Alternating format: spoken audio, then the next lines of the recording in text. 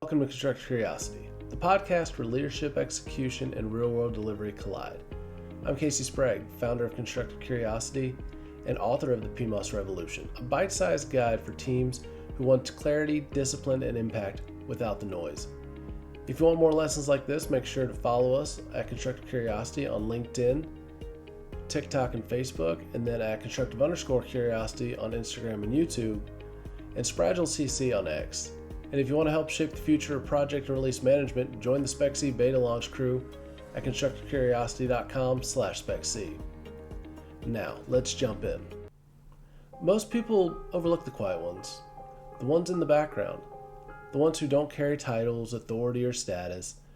But everyone understands that every now and then, the quiet one is the only person who can see the solution.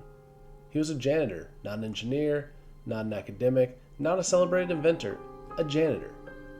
He worked nights at a research lab, mopping the floors, emptying trash cans, and while the engineers went home, they were working on one problem, a complex machine that kept failing. Because the tubing kept clogging, they'd been stuck for weeks. Every night he'd walk past the same equipment, and every night he heard the same frustrated conversations, and every night he watched them overcomplicate everything. One evening when the lab was empty, he paused.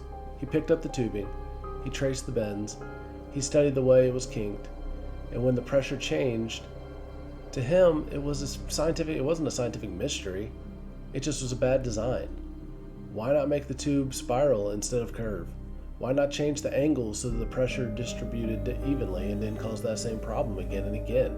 Why not treat it like a vacuum line instead of a rigid pipe? The next day he quietly suggested the idea. The engineers laughed.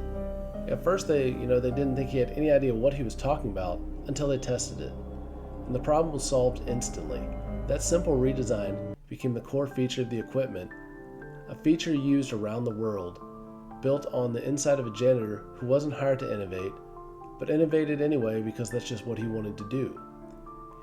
He received credit, he received recognition, and eventually he received a job in the lab that he used to work as a janitor. He became an actual scientist and inventor. That rebel was James Henry. He went from being his humble beginnings as the janitor and became a very critical inventor for that company. His design improved medical vacuum systems and changed how hospitals and labs operate equipment. A man the world overlooked until his insight saved the day. Rebels aren't defined by titles, they're defined by how they see the world and the courage to speak up when everyone else is stuck.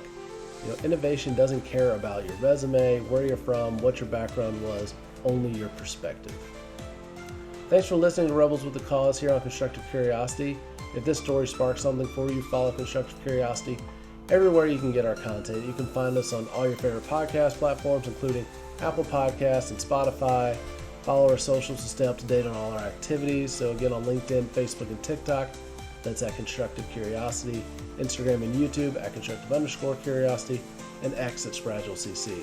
Also, subscribe to our weekly newsletter, Impactful Execution Weekly, for founder insights, PMOS lessons, and real-world leadership stories. And if you haven't yet, check out the PMOS Revolution book that I mentioned earlier. It's available on Amazon. It's your blueprint for modern execution, people-first thinking. And then finally, once again, you want to make an impact. I know you do. That's why you're listening to this podcast. So sign up for the beta launch for SpectC to give your input to the latest that project and release management software have to offer. Go to constructivecuriosity.com/SpectC to get signed up today.